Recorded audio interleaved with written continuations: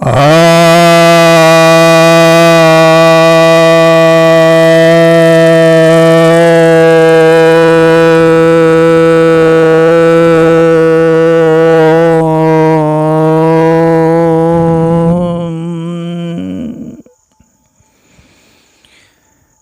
भक्तजनों को सप्रेम नमन। भक्तों, आज मैं आपके समक्ष नारद भक्ति सूत्र के चतुर्थ अनुवाक के 29वें सूत्र की व्याख्या करने जा रहा हूँ।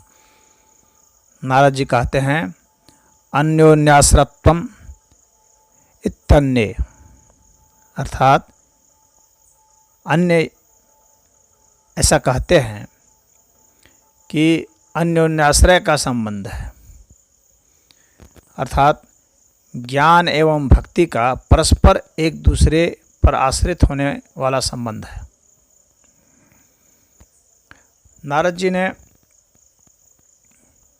ज्ञान और भक्ति का परस्पर संबंध माना है, इसीलिए उन्होंने इसके पिछले सूत्र में भी कहा था और इस सूत्र में भी उसी बात को कह रहे हैं, उसी की पुष्टि कर रहे हैं। बिना ज्ञान के भक्ति अंधविश्वास में बदल सकती है और बिना भक्ति के ज्ञान नीरस और महज मानसिक सिर्फ व्यायाम बन करके रह सकता है। ज्ञान, इच्छा और क्रिया, ये तीनों जो हैं, ये मन की ही वृत्तियां हैं। मन कुछ न कुछ जानने की इच्छा करता है। हमारी इंद्रियों से जो कुछ भी संवेदनाएं आती हैं, उनका विश्लेषण करना, उनको रखना और नई नई चीज़ों को जानने की कोशिश करना, क्योंकि इसके जरिए ही वह जीवित रह सकता है। बिना ज्ञान के मनुष्य का जीवन संभव ही नहीं है। मनुष्य क्या, किसी का भी जीवन संभव नहीं है। कोई भी जीव हो, उसके पास अवश्य ही संवेदनाएं होती हैं, तभी उसे जीव भी कहा जाता है। बिना उसके वह अपना बचाव कर ही नहीं सकता, वह अपनी खुराक ले ही नहीं सकता, वह अपना प्रजनन या अन्य कोई भी जो कार्य हैं वह नहीं कर सकता। उसके लिए कुछ न कुछ उसके पास ऐसी संवेदनाएं अवश्य होनी चाहिए जिससे कि वह वस्तुओं के बारे में, अपनी प्रजाति के बारे में और अन्य प्रजातियों के बारे में और वातावरण के बारे में जाने। इसलिए ज्ञान अनिवार्य है। लेकिन आखिर जी करके करना क्या है, एक प्रश्न यहाँ खड़ा होता है। यहीं पर भक्ति आती है। जी तो लेंगे, 100 बरस 1000 बरस जी लेंगे, परंतु जी करके हासिल क्या करेंगे?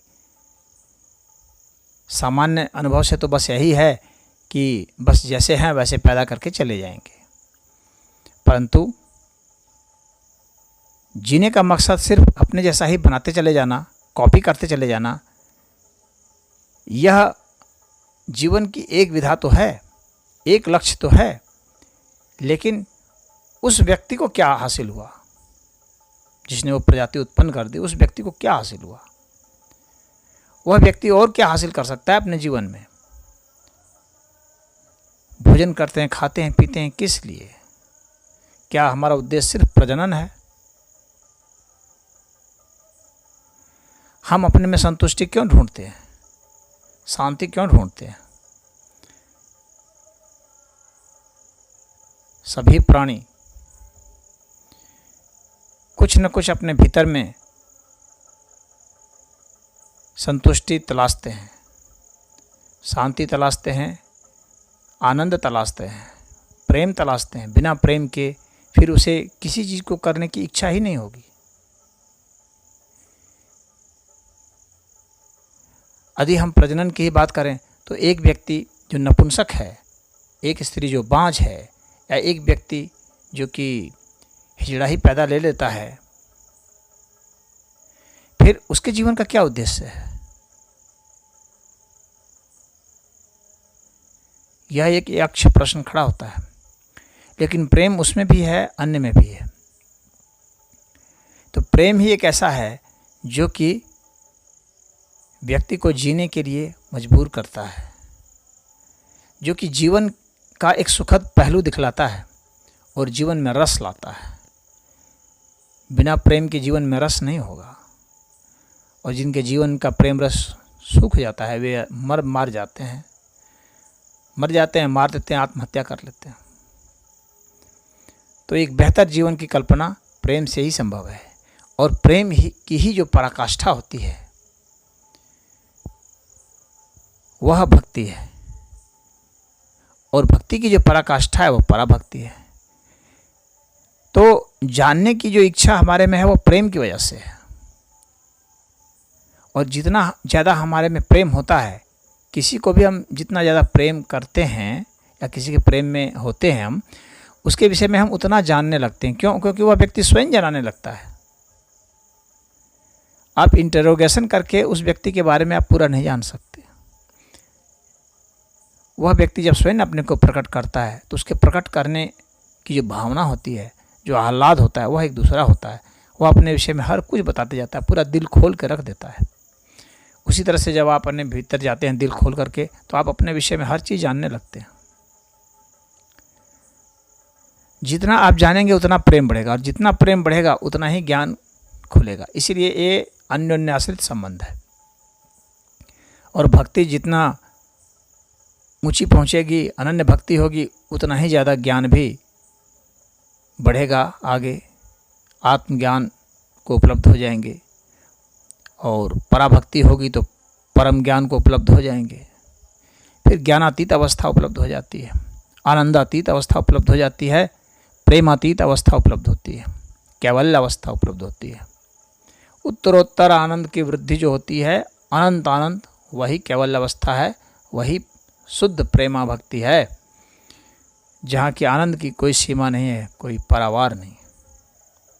तो ये दोनों हैं आपस के जो हैं अंतर संबंध है, अन्योन्याश्रित संबंध है। ये एक ही चीज़ है मूलतः। तो यदि प्रेम नहीं हो और यदि विचार नहीं हो, तो फिर जो कर्म किए जाते हैं तो वो विक्षिप्त कर्म होते हैं, पागलों के कर्म होते हैं। आप पागलों को देखे होंगे, जिनके पास न ठोस विचार है और न जिन्हें लगाव है, न जिन्हें प्रेम है, बस वो किए जाते हैं। क्योंकि उनके विचार बहुत टूटे टूटे होते हैं, छोटे छोटे स्पेल में होते हैं, और वे पूरे के पूरे एक दूसरे के संबंधों को नहीं जोड़ पाते हैं। तो विचार के टूट जाने से उनमें लय टूट जाता है, और उसके कारण उनमें प्रेम भी टूट जाता है। उस तरह का प्रेम का वो प्रकटीकरण नहीं कर पाते हैं, जिसके कारण पागलों की तरह कभी इधर ढेला मारना, उधर ढेला मारना, अपने आदमियों को ही नहीं पहचानना।